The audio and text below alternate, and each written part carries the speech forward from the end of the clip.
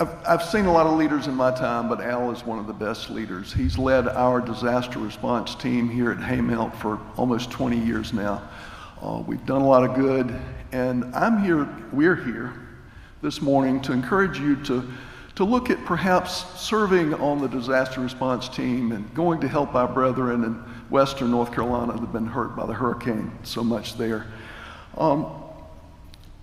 Donald encouraged us not too long ago, a couple of weeks ago, in a sermon about being the body of Jesus, finding where we fit into the church and where we can do our missions.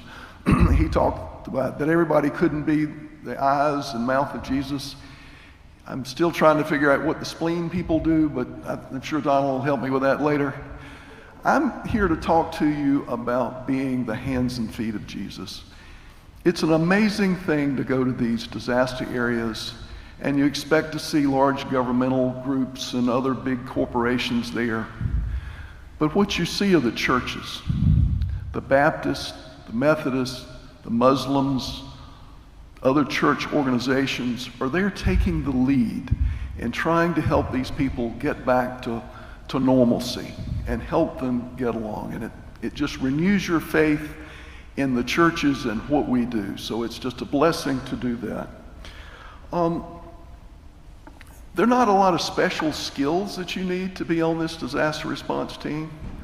God has blessed me with a strong back and a weak mind, and it's helped me, and I can also follow direction as I've been married for 42 years, so I can follow those instructions. Gina can talk to anybody. I mean anybody.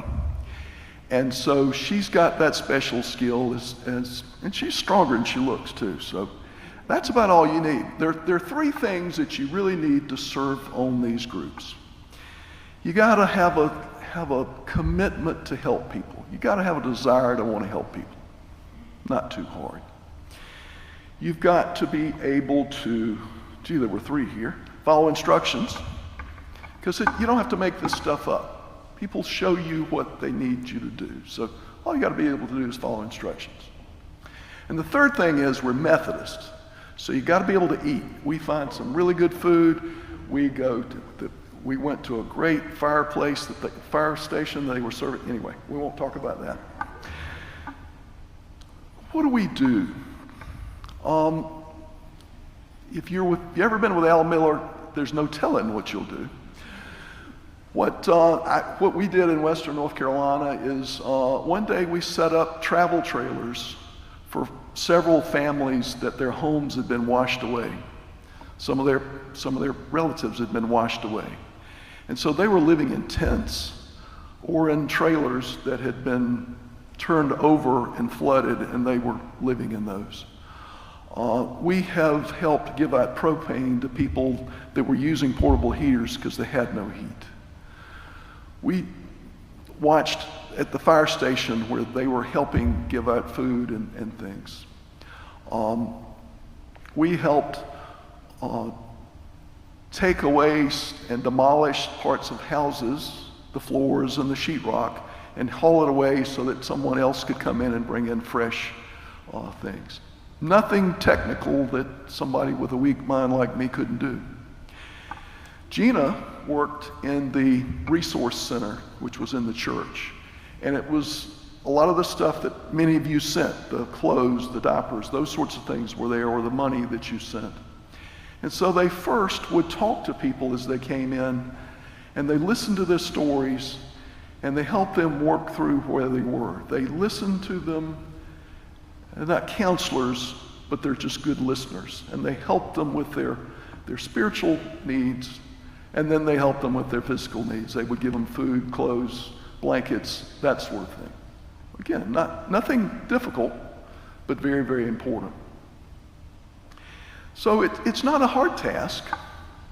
Now there is one drawback, and it's the guilt. So when you get your good guy white hat on and you get your big white pickup truck and you're headed to the mountains to help all these unfortunate people, you feel pretty good about yourself because you're going to help some people. And you get there and you hear these people's stories and you hear their faith and how they have survived and how they've helped their neighbors. and you think, boy, I'm getting a whole lot more out of this than they ever were. The blessings that come back to me are fourfold than what I'm giving to them.